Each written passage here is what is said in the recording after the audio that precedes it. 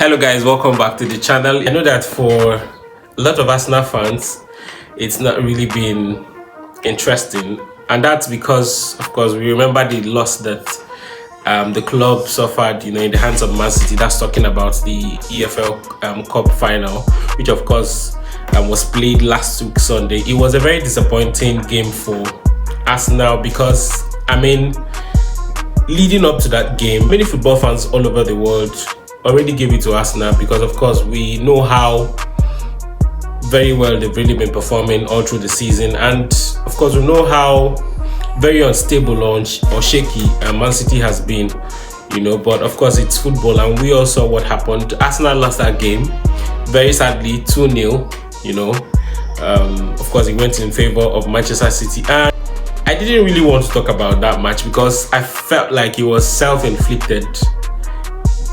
But I just said, let me just talk about it. And of course, I'm going to just be talking about some of the things I noticed from that match because I watched it from the very beginning to the end. And starting with the goalkeeping position, I'm still trying to wrap my head around why Mikel Arteta decided to play Kepa, when David Raya was fully fit for that final game. I know that Kepa is good, but that's when it comes to penalties, all right? So I still don't understand why, he decided to play Kepa in that match.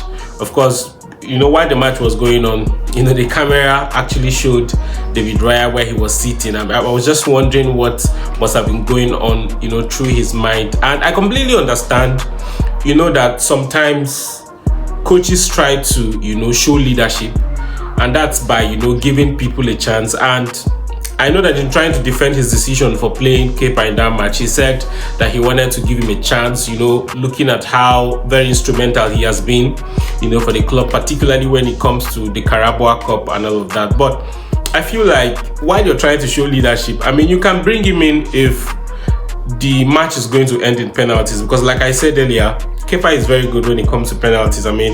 If you remember his days in Chelsea, I know he's way better than David Raya when it comes to that. But if you watch the game, you saw that first goal, you could tell that he is not, I don't know if it's a problem of confidence or he just can't be good, all right?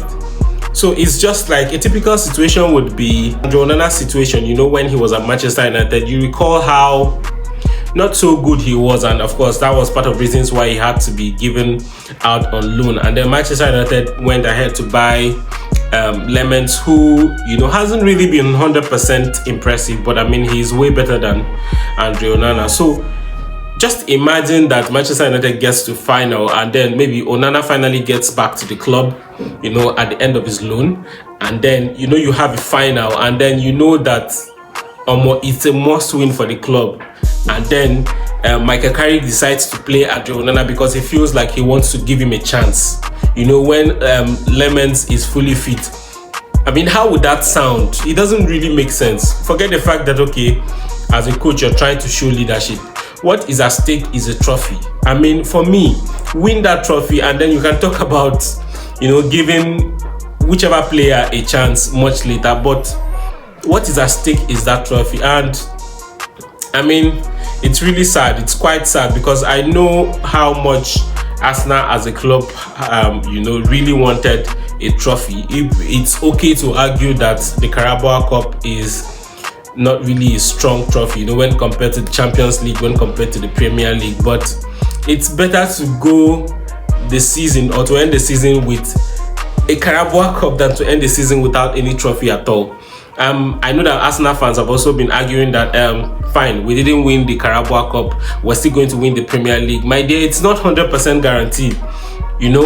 There's absolutely no guarantee that the club is going to win any trophy as it stands. Everybody has their seat belts, tightened. The Champions League, of course, we know, the caliber of clubs that are left in the quarterfinal stages of that competition. So no trophy, as far as I'm concerned, is guaranteed for us now as a club, except of course if they put in the work.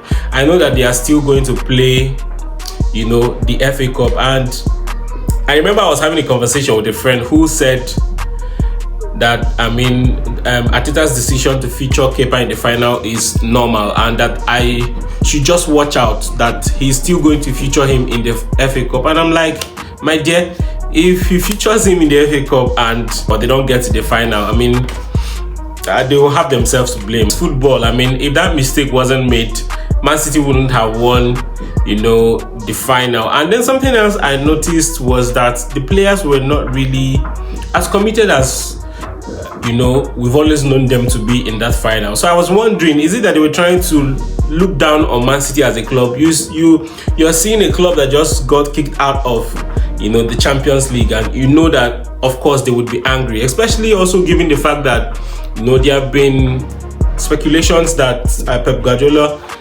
just might leave the club at the end of the season. So they came into that final game with a lot of anger. They were hungry basically. The way the players were playing, it was as if they didn't come for serious business. But congratulations to Man City. It was well deserved. They were in complete control of that game, and they didn't really give Arsenal a chance to show themselves in that final. And then to some extent it started raising questions around whether or not Arsenal is really impressive when it comes to the footballing game, or are they just good with set pieces? Of course, we know how people have been talking about the fact that if it were not for corner, Arsenal, they follow the win matches, So at the end of that game against Man City, people started bringing up that conversation again. Personally, I feel like Arsenal is a very good club. Even those set pieces, have really helped them, get to where they are today. So share your thoughts on the comment section. Were you surprised at the outcome of that EFL final on Sunday? Did you expect that Man City were going to win, or did you expect that Arsenal were going to win? Thank you very much for watching. See you some other time.